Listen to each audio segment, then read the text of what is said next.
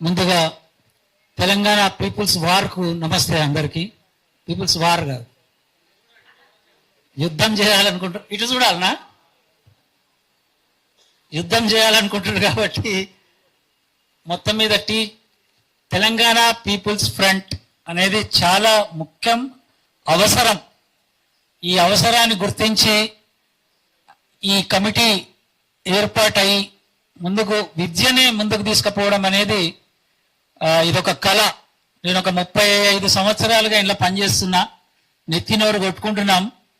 ఆ ప్రభుత్వం, ఈ ప్రభుత్వం, ఉమ్మడి రాష్ట్రం, తెలంగాణ రాష్ట్ర సమితి, ఇప్పుడు కాంగ్రెస్, వీళ్ళందరూ కలిసి ప్రభుత్వ విద్యను నిర్వీర్యం చేయడం జరుగుతుంది. కాబట్టి దాని సూచనలు, MLA constituency as a unit ఉండాలి sir. Murali sir, MLA constituency as a unit యుద్ధానికి. ఎందుకంటే ఓనర్షిప్ అక్కడ అసలు ఇష్యూస్ బయటకు వస్తాయి మనకు.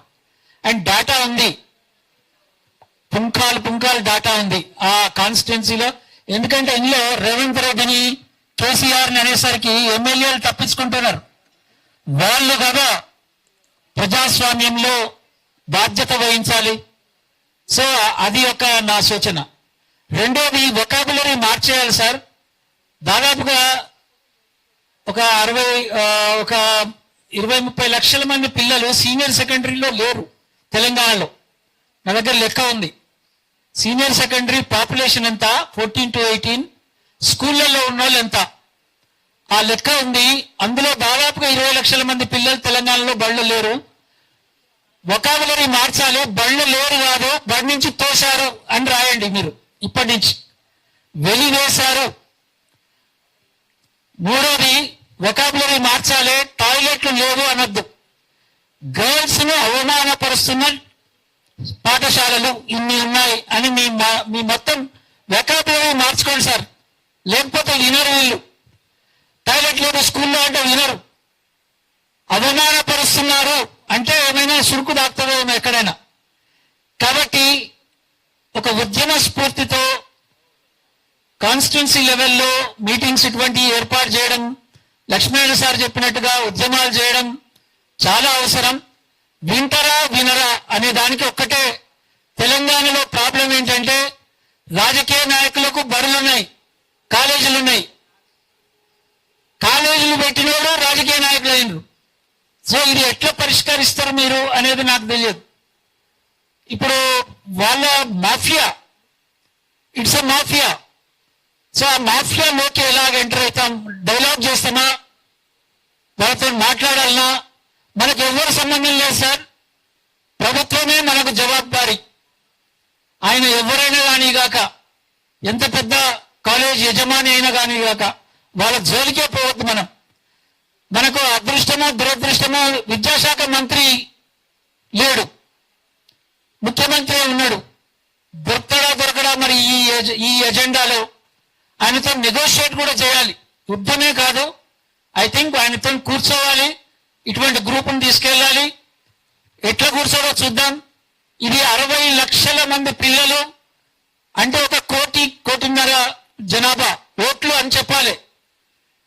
అది మనం ఏం చేస్తామనేది సిస్టంతో నెగోషియేట్ చేయాలి, యుద్ధం చేయాలి. రెండు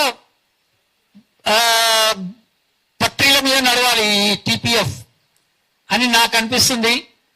అంటే ఇది కేవలం అంటే చాలా రాతలు రాస్తున్నాం, వ్యాసాలు రాస్తున్నాం, పత్రికలలో రాస్తున్నాం. అండ్ ఈ విద్యా కమిషన్ చాలా మంచిగా అనిపిస్తుంది నాకేంటంటే, విద్యా కమిషన్ చైర్మన్ సాబ్ ఇక్కడ కూర్చొని, మాజీ చైర్మన్ సాబ్ విద్యా కమిషన్ అమలు పరచాలి అని చెప్పడం చాలా బ్రహ్మాండంగా ఉంది. ఒకసారి గట్టిగా చప్పట్లతో. ఇది ఎప్పుడో ఒకసారి, ఇది బ్యూటీ ఆఫ్ డెమోక్రసీ. డెమోక్రసీలో అటువైపు ఉంటాము, పనిచేస్తాము, కొట్లాటకు దిగుతాము, రెండు కూడా ఉంటాయి. కాబట్టి ఇది డెమోక్రసీ బ్యూటీ. కాబట్టి యాక్చువల్లీ విద్యా కమిషన్ లో 18% డిమాండ్ అట్లీస్ట్ నెక్స్ట్ మార్చ్ కు సార్ మీరు టచ్ చేశారు. ఒకటి యంగ్ ఇండియా ప్రాజెక్ట్స్, అది రేపు బడ్జెట్ లో కలపబోతున్నారు. అది మీ 18% అవుతుంది, మీ ఇష్టం. ఇక 25,000 crores ప్లస్ ఇప్పుడు 21,000 crores. 25,000 crores for 2.5 lakhs children. అది ఆ మోసం నుంచి ఎలా బయటపడతాం, అందులో కలపడానికి వీలు లేదు అని చెప్పాలా ఏంది అనేది అదొక ట్రిక్కీ థింగ్ ఉంది సార్. నెక్స్ట్ మనకు తప్పకుండా 20% వస్తుంది సార్ తెలంగాణలో. బట్ ఆ డేంజర్, ఆ కుట్ర జరుగుతుంది. ఆ కుట్రను ఛేదించడానికి స్పష్టంగా ఆ డబ్బును అది అప్పు తెస్తున్నారు కాబట్టి, ఏడీబీ బ్యాంకులు అప్పు తెస్తున్నారు కాబట్టి ఆ డబ్బును మాత్రం ఇందులో కలపకుండా చూడాలి సార్. అది చాలా ముఖ్యం. ఇటువంటి ట్రిక్లు ఉన్నాయి, ఆ ట్రిక్లను మనం గమనించాలి, కుట్రలను గమనించాలి. అండ్ ఫైనల్ గా ప్రభుత్వ విద్యను బలోపేతం చేయడము అంటే పేదరికాన్ని తొలగించడం. తెలంగాణ, నాకు ఎప్పుడు పీపుల్స్ వార్ వస్తుంది, తెలంగాణ పీపుల్స్ ఫ్రంట్ ఎట్లా పెట్టారు సార్, ఇది కన్ఫ్యూజ్ అవుతున్నాం మేము. తెలంగాణ పీపుల్స్ ఫ్రంట్ చేస్తున్న పని ఏమిటంటే విద్య ద్వారా పేదరికాన్ని విముక్తి చేస్తున్నాం అనే స్లోగన్ మీరు ఇవ్వగలిగితే ప్రజలు సమీకరించడానికి మంచి అవకాశం అని నాకు తెలుసు. Thank you very much. ఇంకొక పాయింట్ సార్, అర్బన్ ప్రాబ్లం వేరే ఉంది sir. Urban 1 second sir, 1 minute, sorry sir. Urban problem వేరే ఉంది. 1,30,00,000 మంది జనాభా ఉంది ఇక్కడ. కిలోమీటర్కి ఒక స్కూల్ నడవదు ఇక్కడ. జనాభా ప్రాతిపదికంగా ఆ జనాభా ప్రకారం స్కూల్ పెట్టాలి. ఒక్క మండలంలో హైదరాబాద్ లో సార్ నిజాం కట్టిండు 2 స్కూళ్ళు ఒక మండలంలో. మేము డేటా తీసినాము. ఉమ్మడి హైదరాబాద్ లో ఇంకొక 25 స్కూల్ కట్టింది సార్. 290 స్కూళ్ళు అదే మండలంలో ప్రైవేట్ కట్టింది సార్. 2009 నుంచి ఒక్క స్కూల్ కట్టలేదు సార్. యాక్చువల్లీ 2002 నుంచి హైదరాబాద్ లో లక్షల కోట్ల మంది పిల్లలు జనాభా వస్తున్నారు, స్కూల్ కట్టలే. కాబట్టి మీరు దయచేసి అర్బన్ ప్లానింగ్, అర్బన్ కొట్లాట వేరే, ఈ కొట్లాటకు దిగడానికి కూడా సిద్ధంగా ఉండేటోళ్ళు వేరే ఉంటారు. ఊర్లలో జమ చేయడం కొంచెం కష్టం. సో హైదరాబాద్ లో మొదలు పెడితే బస్తీకి ఒక బస్సు యాత్ర, ఫీజు నియంత్రణ కోసం బడులు కట్టాలని చెప్పి రెండింటి చేస్తే మేమందరం మీతో ఉంటాం. Thank you. ఇప్పుడు మనకి young India residential schools budget అనేది cannot be added into education budget because that is welfare budget. ఇప్పుడు 100% గవర్నమెంట్ సోషల్ వెల్ఫేర్ నుంచి, ట్రైబల్ వెల్ఫేర్ నుంచి, బీసీ వెల్ఫేర్ నుంచి, మైనార్టీ వెల్ఫేర్ నుంచి కేటాయించాల్సిందే. They cannot bring that budget into this budget. కాకపోతే informal గా వాళ్ళు చెప్తారేమో, బట్ ఫార్మల్ గా we should not accept that. అది మనందరికి తెలియాలి. అది ధన్యవాదాలు వెంకటరెడ్డి గారు.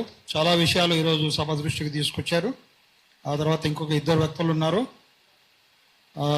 శ్రీ శంకర్, డిపిఎఫ్ దళిత బహుజన ఫ్రంట్ నుంచి శంకర్ గారిని మాట్లాడాల్సిందిగా కోరుతున్నాను.